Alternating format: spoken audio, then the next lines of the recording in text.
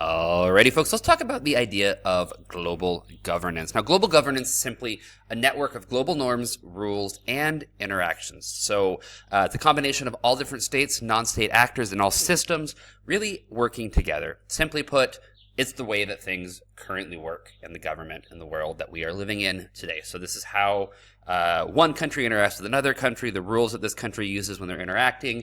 It's going to be the way they interact with their non-state actors, both violent and non-violent, some MNCs, some IGOs, all those different things that are going on. It's basically how the world is going to be working. When we look at the idea of global governance, again, there is no real clear hierarchical structure to this. When you look at like state and local governments, we see like this person's in command. Here's the structure right here. This branch works for this group, and this branch is responsible for this. There's not really that same set of hierarchy when we're looking at the idea of global governance. It is going to be based largely upon the idea of this network between states, IGOs, NGOs, MNCs, and non-state actors, as I said, both peaceful and violent. So really, it's all of the different stakeholders, anyone who's really involved in anything that's going on in the world, anything that's remotely political, they're going to be playing a role here in the global governance.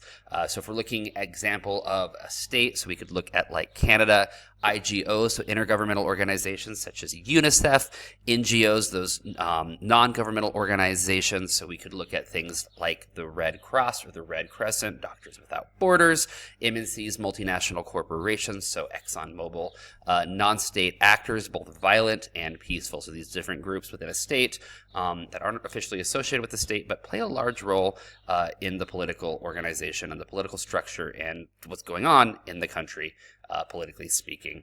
Keep moving on this individual section. We can talk about the idea of these global governances being frequently ad hoc. Now, ad hoc simply means we're just going to kind of throw it together at the moment. So this is largely, hey, this is working, now let's just do this, right? I think this will work based off of X, Y, and Z, so we're just going to go with this.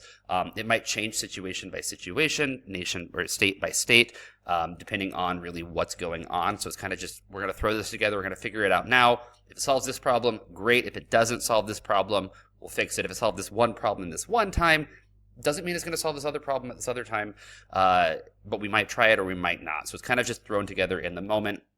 These things can be codified with the idea of treaties or international law. However, the problem here is it's hard to consistently enforce them. Again, because it really, as we talked about already, the idea of enforcement really comes down to whether or not states are willing to act, and these organizations that can enforce them are willing to enforce them. Good examples of this when we look at the United Nations, they have a Security Council, but again, whether or not it actually acts is kind of up to whether or not the states feel like acting at the time. So there is things that we can use to codify global governance. However, it's hard to consistently enforce them if they're being enforced at all. Comments or questions, let me know. Otherwise, I will see you later. Good luck.